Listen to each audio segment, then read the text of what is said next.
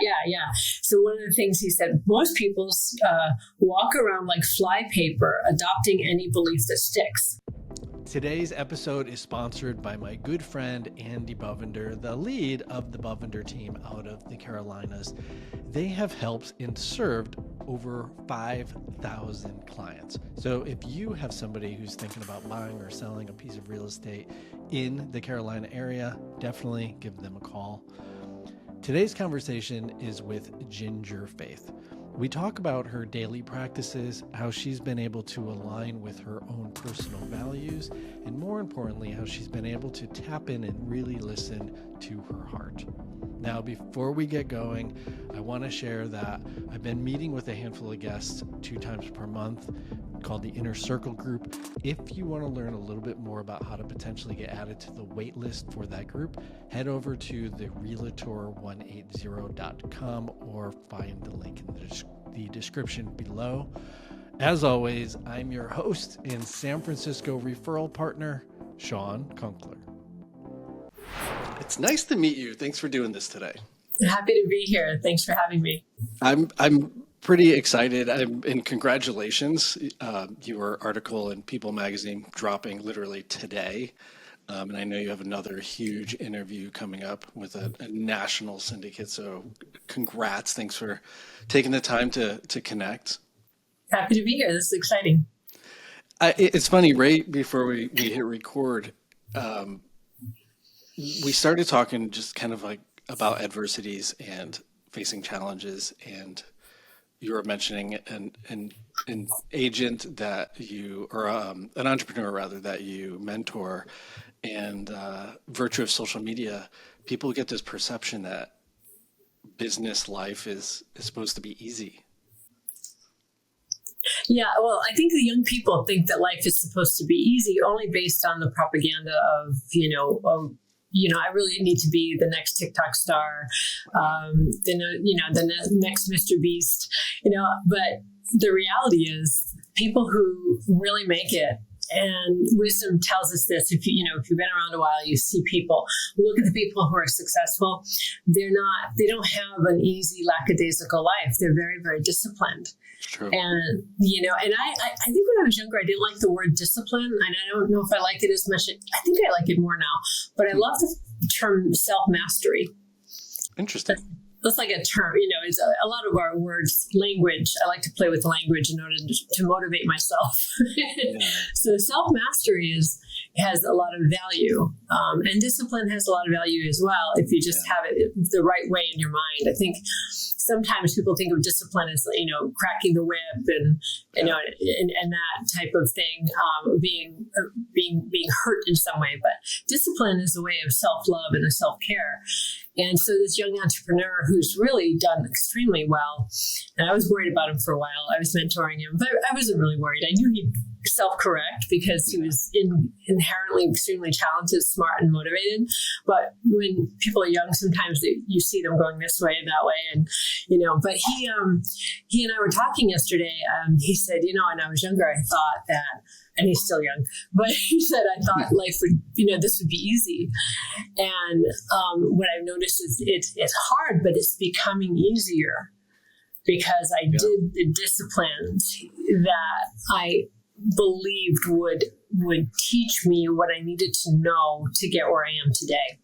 And one of the things about him is through all the course corrections, he's been laser focused on what his objectives were. And his objectives were having an easier life, which is not a bad objective, as long as you understand that in order to get there, you need to dig a strong foundation. And so I think that's really important for people to really get. I have a great story where a friend of mine, he's exactly my age, when we started off in the business, he was a realtor back years and years ago, and he would just get up every day, no matter what, no matter how difficult it was. He'd get up, go to the office, get up, go to the office. And he makes just on his apartment portfolio $150,000 a month. That's not including his commercial portfolio. and today. And it was the funniest thing because we would talk every so often. When I lived in New England, we would talk a lot because I lived there. But then when I moved to California, we would talk probably once every year or so and catch up. Hey, how's the market there? How are you? Whatever. And it was so funny because I remember back in the day when prices of housing were cheap back there. I'd say, hey, Dan, what are you doing driving that crappy car? You're making good money. He goes, you know what they want for a Mercedes these days? $35,000. I could buy a house for that. Back then, no, you can't today, but that was the thing. And that was the attitude. But he goes, I want to retire by the time I'm 30. And then, 30K. I'm like, Dan, you ready to retire? He's like, no, I can't retire. No. I was like, no, there's too many, because he was passionate about his work, and then he's just passionate about the deal making. And then, but he was an agent investor, he would just play both sides of the field depending on the market. And I've done the same thing. I just play wherever the market goes, like, okay, where's the opportunity? And that's where being an entrepreneur as an agent, you really are an entrepreneur if you're an agent. And you got to do your own discipline. You got to wake up and get yourself moving. Nobody's going to do it for you. Mom and dad aren't around anymore. Yeah, I completely agree. I think it all starts with you got to have a goal, and then you backfill. Okay, what are my simple activities? Like if I were to do 3 things every single day, what would they be? Yeah. But if you listen to my background is martial arts. Like discipline is at the core of it. It's like showing up is literally half of the battle, and then doing the work while you're there. What discipline? What? I studied Choi Lei Kung Fu. Primarily. Okay. And it's funny. It's super funny, but back in the day, I had a couple business partners, and similar to you, the word discipline has this weird stigma, and we wanted to kind of give it a fresh face. And so we actually named the business Discipline Martial Arts to kind of give it a reframe of it's not this negative, scary thing. It's actually there's a positivity to it. Right. But it's to your point, the consistency of showing up is whatever that thing is. If you just focus on doing like that guy Dan, showing up, show up to the office ready to go. That's half of the battle. And then there's so many times I've been in the office that somebody approaches you with a conversation, and then that conversation leads to an opportunity, and then you're able to seize that opportunity. So there's a baseball player, and I can't remember the quote, but he said something to the effect of, the harder I work, the luckier I get. Yeah. I love it. And it's that same, but you got to show up. It's that factor of whatever's propelling you. And I know for you have very strong values, which backs into, you have a very strong why. So when you do have those days of adversity and everything just seems to not be going well, you have that internal thing that's not only pushing you towards it, but pulling you. How did you evolve to the point to find what your values are? Well, I guess they change, but then certain things are always there, right? And then we have experience. I've had experiences in my life where the values show up and they're like, wow, this has to be. And then I surround myself with extraordinary people, quite honestly, better than me, like in some ways, but it's just good. I don't mind being humble. And I look and like, I could tack on that value. That makes sense to me, And so I think for me, the journey has been like, just meditating, thinking, cross-referencing, feeling, into, and then praying about my life. And so so I did have a little bit of a health scare last year. A couple months ago, it was I had aluminum poisoning. Oh my goodness. From a renovation project that I was doing. Wow. Yeah. And I've never been afraid of my health. I was just like, oh, I wish this cold would go away, or, I always felt of myself as strong, and I feel strong now. I'm better, thank God. But I was actually scared. I didn't know exactly what it was. At first I knew it was metal toxicity, and then I had some kinesiology done. And then I had my blood tested, and I found with aluminum, you're supposed to have from 0 to 15 on the scale. I had 80. Oh, geez. Yeah. And that was after one day of chelation therapy, which I learned, and I like to tell everybody, chelation therapy is a great methodology. It's a detox, and basically it's an IV they put into your system. You just sit there I went to a place in Mexico, right across the border, where it was $100 a session, and it was great. Met people from all over the world who knew about this. It's a detox, and it just it injects like this EDTA, and then it goes into your bloodstream, and then it binds up toxins so that you can naturally evacuate it from your system. Really simple. It wasn't horrible. It wasn't it didn't really feel invasive at all. It was very comfortable. And so I did 10 days of chelation therapy. But before that happened, I was having weird symptoms in my body, and I was scared. I was like, holy wow. I literally, when I found out I got diagnosed on Thursday, I was contacting the chelation clinic on Friday, and I was on a plane on Sunday. I dropped everything.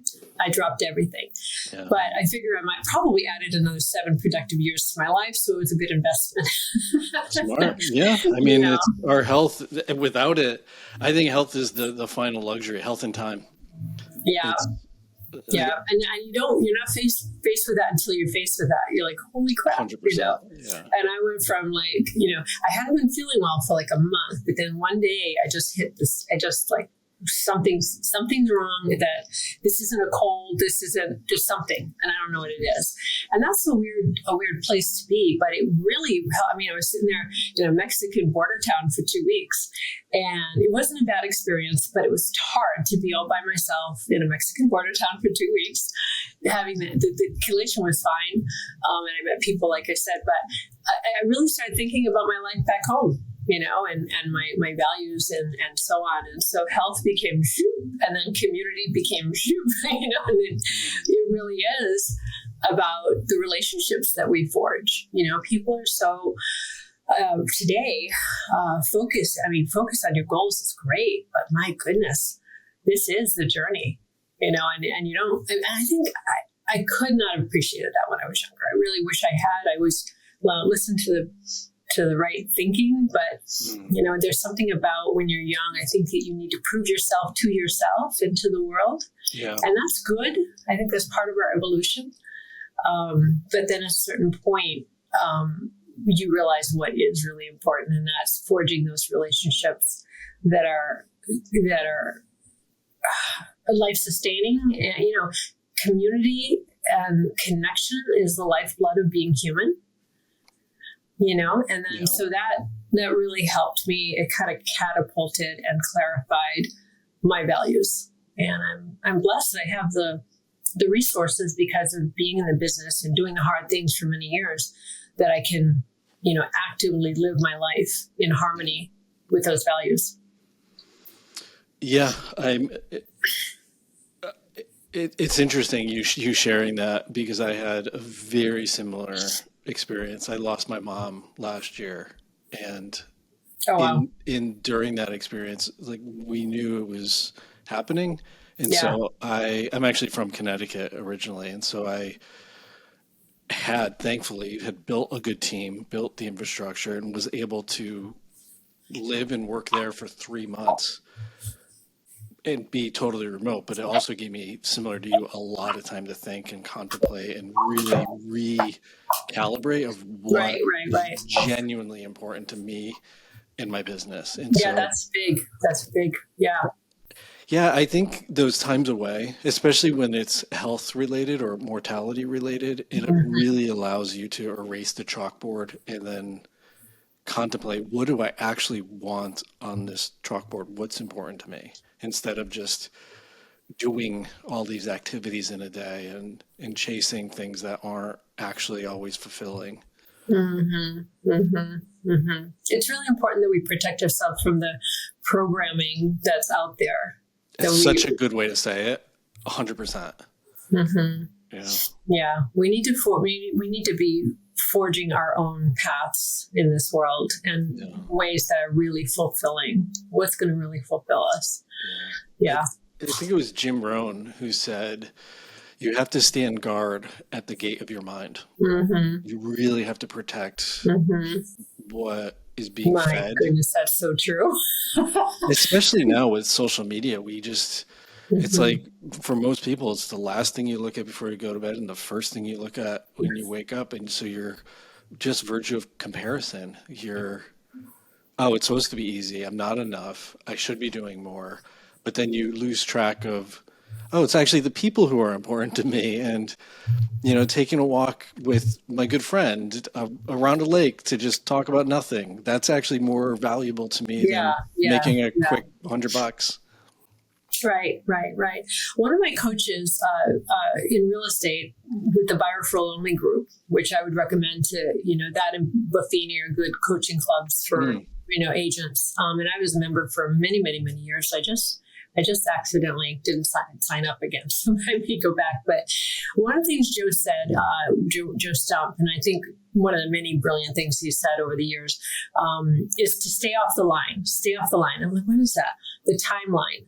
And that was the easiest little quick thing in my brain. When you're scrolling, in Facebook, that's where you get caught up.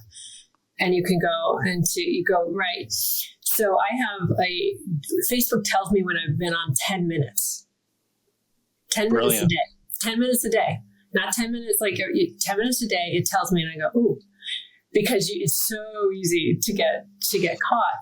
And then you're just feeding whatever happens to come. It's really like, what Tony Robbins said. He parlayed off of what Jim Rohn said about standing guard at the door of your mind. And I remember reading that in Unlimited Power back in phenomenal the 90s. Book, by the way. Yeah. So one of the things he said, most people walk around like fly paper, adopting any belief that sticks. Hey, real estate pros, be honest. You should be using video, but maybe you feel awkward, don't have the time, or just aren't seeing the results. This is where Kim Rittberg's Video Bootcamp comes in. This live coaching program helps agents create high-quality videos quickly and confidently, resulting in leads and clients. Her students have seen results. One landed 3 new clients directly from social media, and others brought in millions of dollars in closed sales. Spots are limited, and to apply now, follow the link in the description below. It's so true. So, right.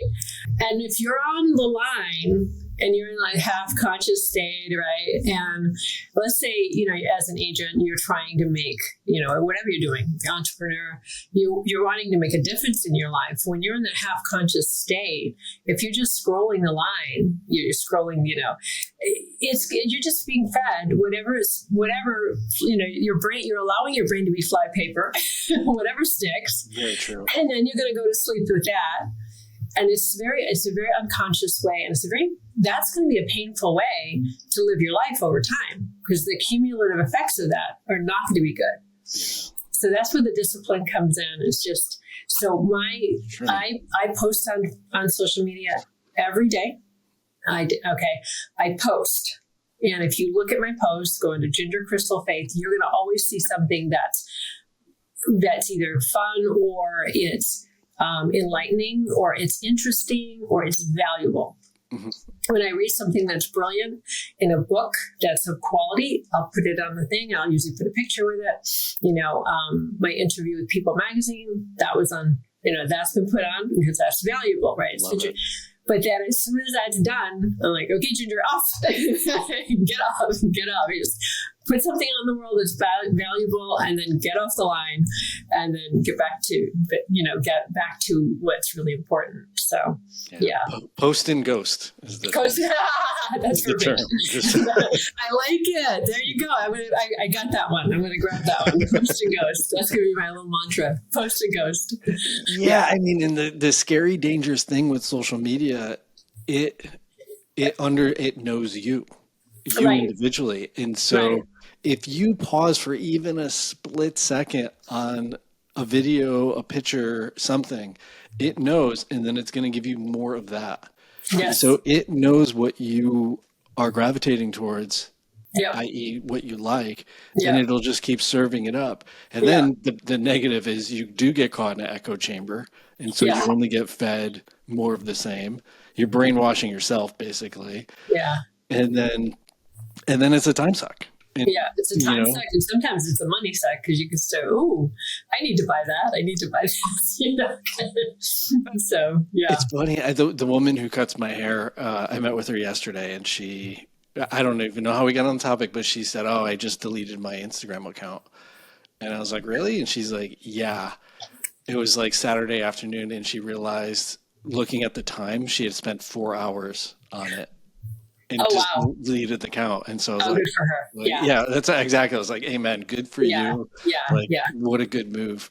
Yeah. And so, I think if to your point, if we have the mental fortitude, the discipline to do that thing to actually progress our lives, whatever that means for the individual, it's way more productive than, oh my God, I had such an amazing scroll session.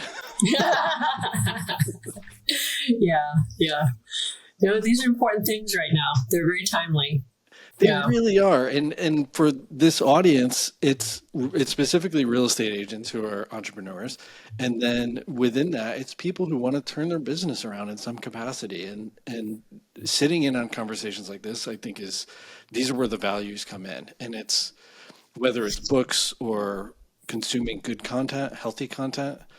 And if you can just find that one thing to adjust your business, your thinking, your mindset 1%, and you have that compounding effect over years, and you have 1% improvement day over day, that's a massive improvement by the time you're 10 years from now, 20 years from now. It just compounds in such a much more healthier way.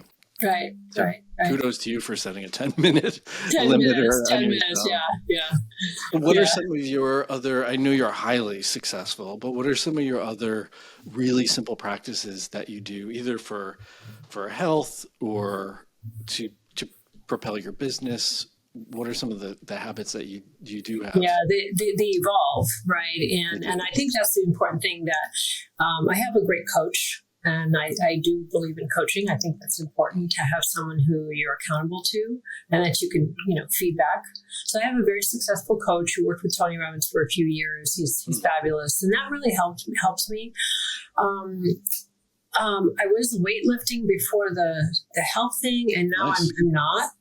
I will get back to it, but right now I'm kind of like, I'm strong, but I'm kind of easing back into a regimen. I'm doing more yoga right now, and then walking, and then for now, and then because when I got back from Mexico, I still had the remodel going on, and I still had a lot going on. So there were so many things, but I think one of the important parts is when you get waylaid by whatever life, get back to the practices that work for you, and then don't be afraid to tweak them. I've been weightlifting for a couple of years, but then something told me my body does not want to be weightlifting. I didn't know what the reason was, but obviously because it was dealing with aluminum, poisoning. Yeah. So weightlifting was not what I needed at that time. I stopped completely until I figured it out. And then I'm going back gently, and I intend to go back, and I will. But right now, it's yoga and Egoscue back strengthening exercises, and it's walking. So other practices, I do a habit tracker. I have this habit tracker right here that I got from the By Referral Only. I do this every day. This is my little thing. What am I doing today? Right.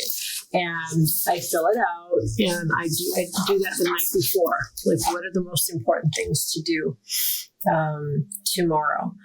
And so that is something that's really important to me. I have a discipline of 3 hours because I'm working with commercial real estate right now, investing. So I have 3 hours a day. I spend analyzing deals. I spend a certain amount of time outreaching to friends, family, old clients, and just connecting. Phone call, at least one phone call a day, just connecting with people to keep that flow, that circulation of friends. Believe it or not, I have quarterly parties at my house now that I've renovated everything. I did it specifically so I could have parties. I love entertaining, but it's also bonding. It's really, for me, my values have to do with people and high quality people. I love working with them. I love serving them.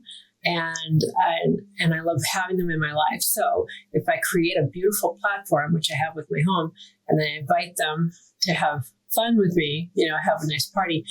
So I'm doing quarterly parties. It doesn't sound like a discipline, but it is. It is something that as an agent, relationships are paramount. But 100%. But it's not just about looking at that person as a prospect. It's not about that anymore for me. It's like, I want to have people in my life that I care about, that are of high quality, that we can interchange great ideas, have a quality life together, and then the deals will flow. Everybody knows what I do. And then I'll say, hey, by the way, my mother needs, my son, whatever, right? And that happens in conversation. But if you don't get out there and you're not serving first, and finding out, if I can refer people, it's all that dynamic. So, disciplines, I've got my evening ritual, which, is generally away from social media, where I meditate, pray, get myself ready for the morning and really focus on my goals. I'm a big believer in positive affirmations. Yeah. And they've turned my life around so many times where I've gotten totally lost. Life can throw you curveballs, man. You can be like, what? and you can be really, especially in this industry and the economy and everything. So, positive affirmations have been my save that in prayer, my saving grace. Just keep that mind, that protecting the mind. And when my mind's all bing, bing, bing, all over the place, the affirmations, all you have to do is read them. And that's like a goalpost. This is what I choose, not this. So you go over it and over it and over it. And then your brain goes, oh, okay, we're going to go that way, and then miracles happen. Amazing, the things that have happened to me. I could write a book of just how, and anybody who's done positive affirmations on a regular basis, they know how powerful they are. So I think if you want a successful life, that's just that's a basis, because it helps you to focus. So those are some of the things that. Yeah, I love that. It's such a great practice. I recently finished the book Into the Magic Shop. If you haven't read it, it's a great book. It's written by a neurosurgeon who, at a very, very young age, goes to a magic shop, meets the mother of the owner, and she teaches him essentially meditation and positive affirmations. It's a phenomenal book. Wow. I like the title. It's a good title. Yeah, it's really, and it's the opening paragraph is like, it's crazy. It's so powerful. I would love to have him on the podcast. So that's my positive affirmation. Yeah. Put that out there. But it's funny having, as I shared, last year was a very, very tough year, and I got away from my rituals, and recently I've gotten back into it, and I feel so much better. So what I do, my little habit is I'll start with a quick 15-minute meditation, and then I have a notebook, and I'll write one page of everything I'm grateful for, and then one page of everything I'm grateful for receiving in the future. Oh, nice. I like that. And it's just, and it'll take, I don't know, altogether 20, 25 minutes. So I have to plan it. I have to schedule it. I have to, there's days when I'm like running late and it's a little rushed, but it to your point, it sets up your subconscious in a very different way where it's almost like your brain lights up when they even have an inkling of an opportunity around you. And I also think you just present, you mentioned having get-togethers at your home. You present in such a much more positive way. People are attracted to positivity. We're not attracted to the Debbie Downer. We want to be around people who are uplifting and inspiring. Yeah. Of course, we all have challenges, but you can only hang out with Eeyore for so long before you're like, I think we should kind of distance ourselves. Yeah. And I think the other really subtle point that you made is coaching.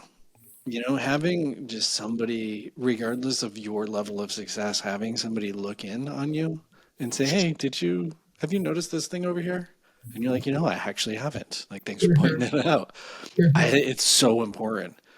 And you look at all the top, any sport, pick any sport in the world. You look at the top player in that field, they have a coach every time.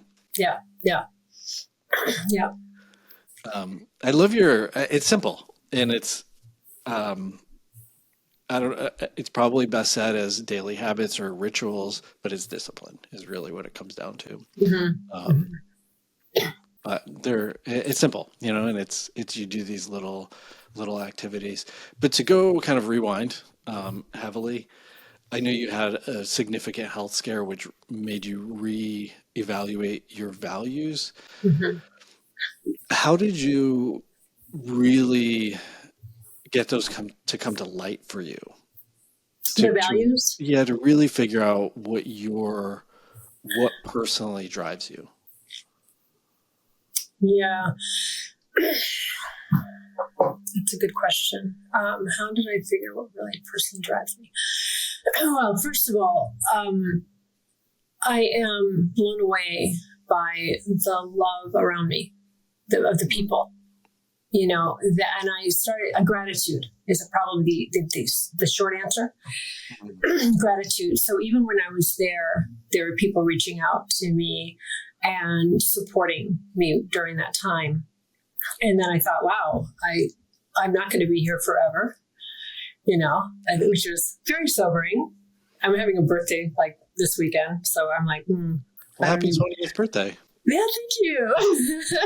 Thank you. So I'm like, wow, I'm not going to be here forever. And I missed Thanksgiving because I was there. So that was the thing, and then the house was still being remodeled. And so my life was disrupted. There's a lot of disruption on many fronts. And I was grateful to still have some work because I had some escrows that I could do remotely, and so I came back and on Christmas Day I had a very nice closing. So gratitude, I think it was gratitude about, wow, I've fashioned a life that even I can be in this crazy situation and I'm not completely panicked and overwhelmed financially, and I could afford to go down there to drop everything. I could afford to do that because I've set myself up. Immense gratitude, that came. And then I think that the gratitude and it coupled with, I'm not going to be here forever and I want to make every moment count, with the fact that I have amazing relationships, stepped it up for me. It stepped up the level of gratitude, like it amplified. When those things kind of, come together. I've seen a lot over the years and they all came together. So that recently I had, we know we're dealing with the Los Angeles fires here in California. And I was going to go down to a Joe Dispenza event at the Shrine Center the week of the fires. Oh my goodness. And I was going to stay with my girlfriend down in Altadena. and then her house burned down. Oh, goodness. Terrible. And so this is really fresh. And when I talked to her, and now here's what's interesting, a lot of her friends did not reach out to her. People who were closer to her than me. We were close, but she had family that didn't reach out to her. They would text message, "Oh, I'm so sorry." Frickin' house burned down. And being clear on my values, that relationships are paramount. Like, obviously we have, just billions of people in the world, but she was somebody special to me. And when I talked to her, and then I saw her on FaceTime, and she told me, and I saw what was going on, and I said, "What do you need?" And then she told me, I acted immediately. It wasn't even a question. Again, I have the luxury of being able to drop everything for my highest values, because I can do that, right? I can't do it forever, but I can do it.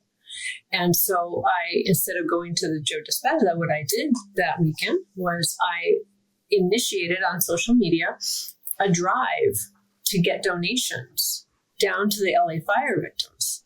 And I ended up furnishing her house, because I know a stager who was liquidating some things. We furnished her house, got her a bunch of stuff, so the timeline was, I found out on Wednesday. On Sunday, we had this drive. I filled 2 26-foot U-Haul trucks, biggest you can get. Amazing. Wow. I got drivers. I got free U-Haul trucks, because I was a Rotary president, and they said, use our tax ID for charity. So U-Haul gave me the trucks, and we went down there, and that's what was picked up by NBC and by people. But it wasn't a question for me. Like, my highest values, I'm not going to be here forever. And my highest values are my people that I care about, and I really care about her.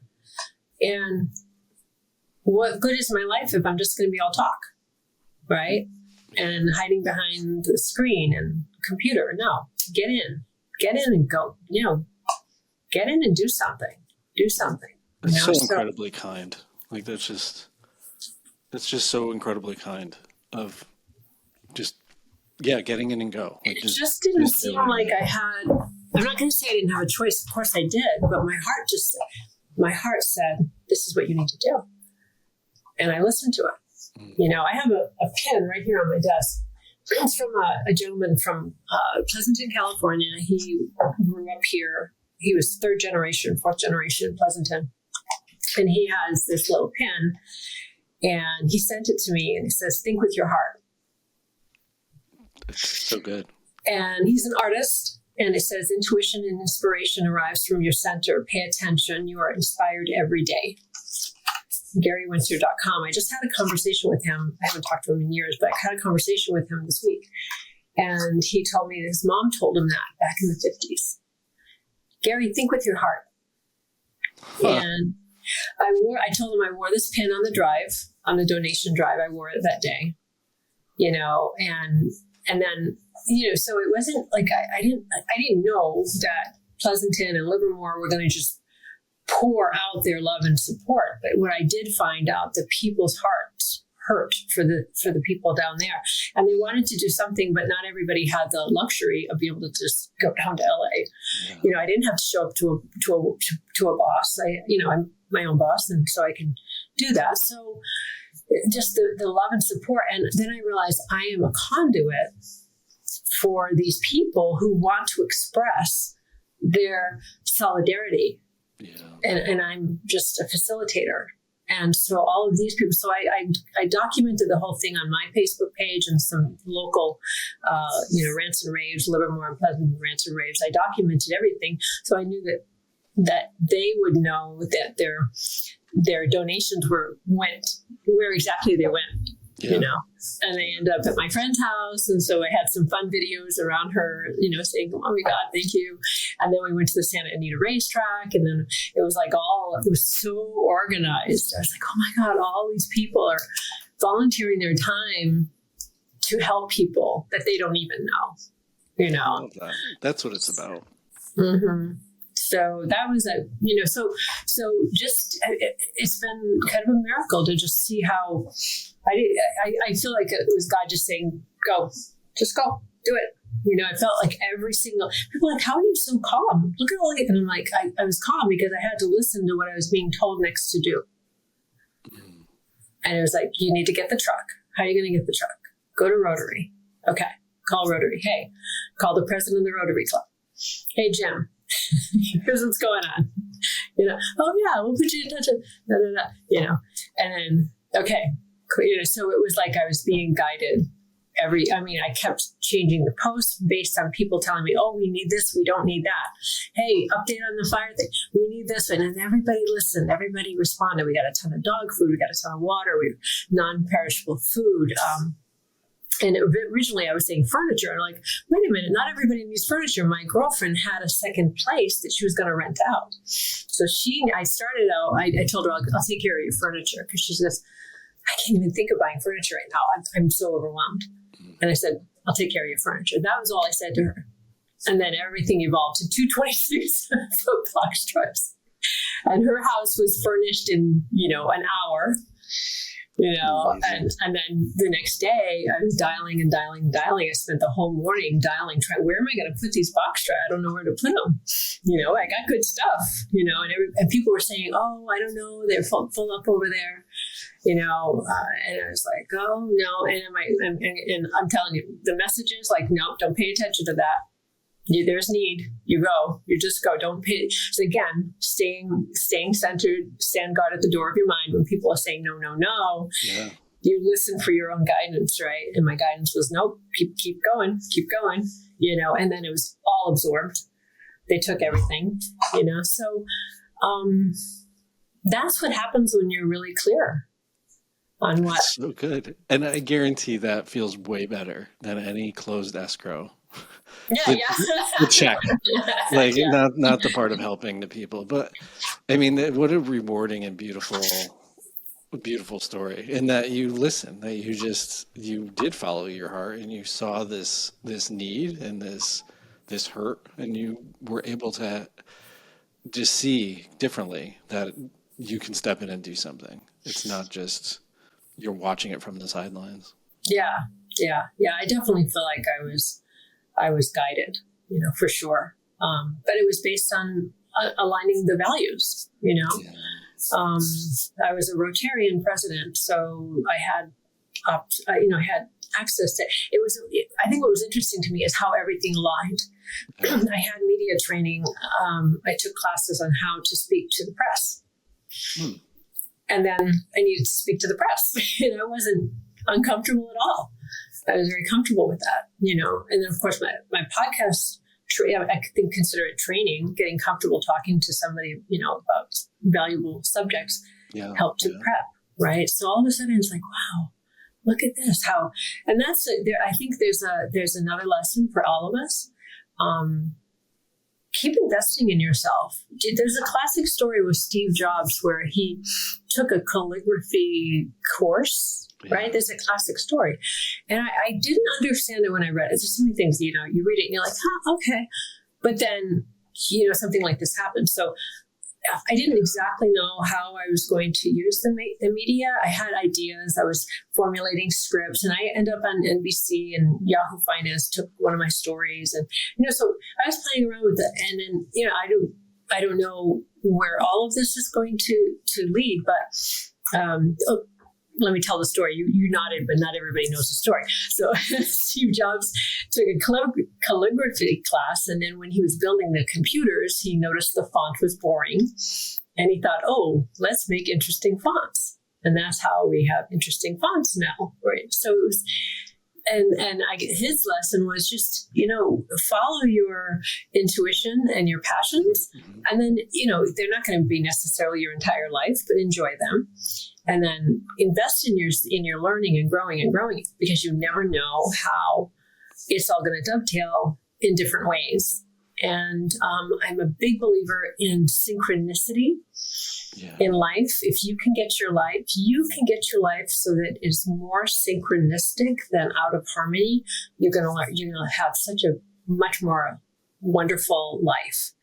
And what that means is if you start aligning your behaviors and your thinking and your goals together with highest values, everything's unlocking it. locked and loaded, then life, not every day is going to be great, but it's going to be more synchronicity than not. It's interesting that you say that, because I've had those moments in life when I feel very congruent internally with the direction I'm going, the thing I'm working on. And when that happens, weird stuff around me happens, where a random conversation comes up, and it's similar to you, of like, oh, you should talk to this person because they have this thing. And then it connects all these other dots that you were like, I don't know how these dots connect. And then, the president of the gym gets on the phone and is like, oh, I got the U-Haul for you. You're taken care of. And it's like, boom, all that's like done off your plate, and you're on to the next thing. Yeah. Yeah. And it's those moments when you are completely in line. And to your point, you have no idea when stuff's going to come back to you. I interned with a Western botanical herbalist when I lived in Connecticut, and learned about chelation. And fast forward to you talking about chelation, I know what you're talking about. Yeah.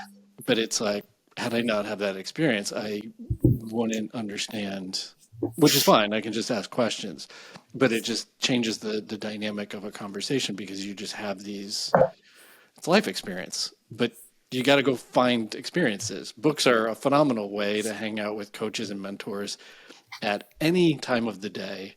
Mm-hmm. You can hang out with Tony Robbins right now, pick up Unlimited Power, and start reading it. I think it's so powerful. Mm-hmm. And it puts you in a better headspace. It puts you on a better path. And it ultimately, it's not dissimilar of what you shared, of how your values came to light in light of another experience. But if you didn't have this practice already moving and thinking about your values, they may not have presented in the same way. Right. It's exactly right. That's what's so powerful in reflecting on that. That's very like it's very powerful when you think about that. Yeah. So to your point about chelation, I was diagnosed by my naturopath on Thursday, and I was reaching out to a chelation clinic in Mexico on Friday. He did not tell me anything about this. I reached out to a couple of close friends. One of them is a very successful Jewish man who has 16 nieces and nephews, most of which are doctors. Wow. And he reached out to one of his nephews, and then they sent an article about chelation therapy. But as soon as I heard that, I realized that my girlfriend's been telling me to go to a chelation clinic for health and wellness, because we're always bombarded with toxicities, for 10 years. Yeah. And so I was like, I woke up at 3 a.m. I read his article from the Cleveland Clinic, which I respect. I actually have property in Cleveland, right around the clinic, because it's so well renowned. I read the article. I was like, chelation, boom. And then I was on a plane by Sunday. Yeah. So to your point, if I didn't know anything about chelation, it might have been like, okay, go to the doctor for a checkup, have them figure it out. If they'd figure it out, maybe they wouldn't. And I thought, well, right. Even if I didn't know it was aluminum poisoning. He did a kinesiology test at several, just muscle testing, and he said heavy metal toxicity was what he said. And it wasn't until I got down to Mexico and I said, I would like you to take a blood test while I'm here. And how many metals? They can't, there's so many metals, right? But they'll do like 9, 9. And aluminum was the big culprit. I've never used aluminum foil directly on my food. So I'm very conscious of all of that. So I think it was the remodel, the renovation. Somehow I was breathing that in. So, so now, I was like, that was another knowledge is power type of thing that it helped me to act quickly when I needed it. I knew the symptoms. I'm like, I can't wait around 2 weeks for this. And the Cleveland Clinic article was very powerful. It basically said, these can lodge anywhere in any organ. Get rid of it now. It's like, this is not something that you want to mess around with, so. Yeah. You actually reminded me, my stepbrother and his wife they lived in New York City during the time of 9/11, and after that they had a ton of heavy metals and carcinogens in their body and had to go through different chelation and things like that.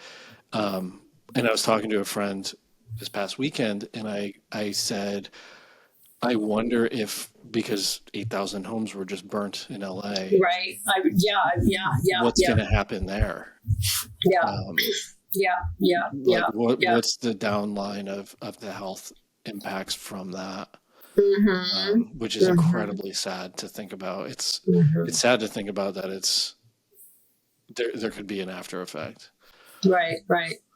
Well, there are some good chelation clinics right across the border, so people need to be aware of that. I'll be telling my friend about it because I'm going to go back in April just for a tune-up for like a few days. Because I just think it's like I was kind of blown away by how well it worked, But they have glutathione, which is a powerful antioxidant that they give you, and vitamin C infusions and all of that. And the chelation can be just a general detox just because of the air we breathe, so. Yeah. I mean, just your skin is your biggest organ on your body, and it's absorbing all the time. Right. I mean, not to mention we put lotions and creams, and we intentionally are putting things, shampoos and soaps. And we don't even know it. We don't know what's in them. We don't, right? So, yeah. I always took all that for granted before. It's like,